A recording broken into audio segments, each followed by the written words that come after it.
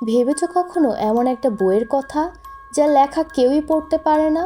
একটা বই যার প্রতিটা পাতায় অদ্ভুত সব চিহ্ন, গাছপালা, গোলকধাঁধার মতো নকশা, নগ্ন নারী এবং এমন সব চিত্র আঁকা যা দেখে মনে হয় যেন অন্য গ্রহের কেউ বানিয়েছে।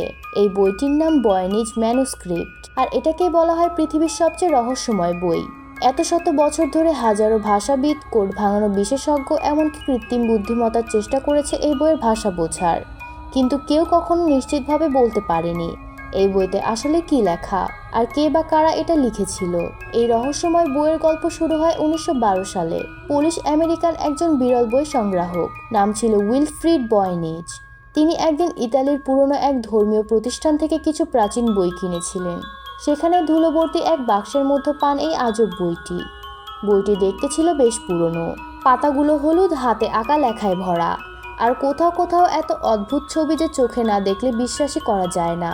উইলফ্রিড নিজেই এতটা অবাক হয়ে যান যে তিনি বইটির নাম নিজের নামে রেখে দেন, ভয়েনিচ ম্যানুস্ক্রিপ্ট।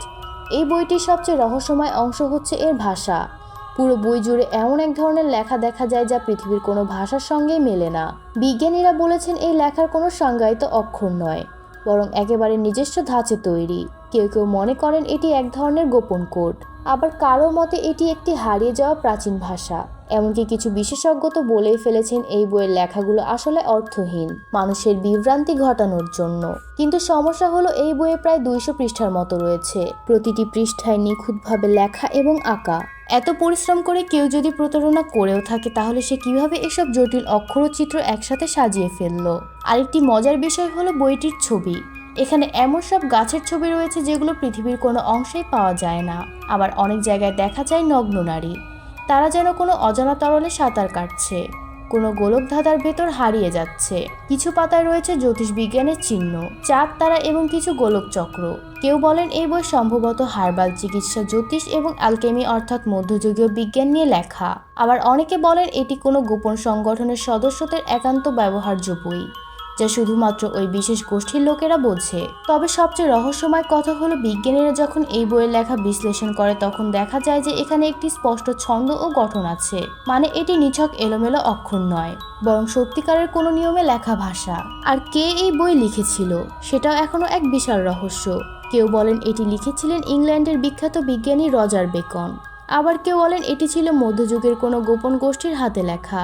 উইলফ্রিড ভয়েনিচ নিজেই ভাবতেন এই বই হয়তো বহু বছর আগের কোনো বিজ্ঞানীর গবেষণা। তবে কিছু আধুনিক গবেষণা বলেছে এই বইয়ের কাগজ, কালি ও লেখার ধরন বিশ্লেষণ করে ধারণা করা যায় এটি 1400 শতকের দিকে লেখা হয়েছিল। 2018 সালে কৃত্রিম বুদ্ধিমত্তা ব্যবহার করে কিছু গবেষক এই লেখার কাঠামো বিশ্লেষণ করে বলেন এই লেখাগুলোতে কিছু স্বাভাবিক ভাষার বৈশিষ্ট্য আছে, যেমন শব্দ পুনরাবৃত্তি, নির্দিষ্ট প্যাটার্ন। আর 2020 সালে আরও গবেষণা করে জানা যায় এই ভাষা হয়তো প্রাচীন কোনো রোমান্স ভাষা থেকে উদ্ভূত, যেমন ইতালিয়ান বা প্রাচীন স্প্যানিশ। কিন্তু এখানেই থেমে যায় সব উত্তরের পথ। আজও কেউ বলতে পারে না এই লেখার মানে কি। তবে একটা জিনিস সবাই মানে, ভয়েনিচ ম্যানুস্ক্রিপ্ট শুধু একটা বই না, এটা এক ধরনের জীবন্ত রহস্য। এটা এমন এক বই যা সময়কে ফাঁকি দিয়েছে, গবেষকদের চ্যালেঞ্জ করেছে, আর এখনো পৃথিবীর প্রতিটি প্রান্ত থেকে মানুষের মানে বের করার জন্য কাজ করে যাচ্ছে। তাহলে তুমি কি ভাবো, এটি কি কোনো জালিয়াতি, নাকি সত্যি এক হারিয়ে যাওয়া সভ্যতার গোপন জ্ঞান লুকিয়ে আছে এর ভেতর? কমেন্টে জানাও তোমার মতামত। আর ভিডিওটি ভালো লাগলে লাইক, শেয়ার এবং সাবস্ক্রাইব করতে ভুলে যেও না, কারণ এমন আরও রহস্য আর অজানা জগতের দরজা খুলে বসে থাকবো তোমার জন্য।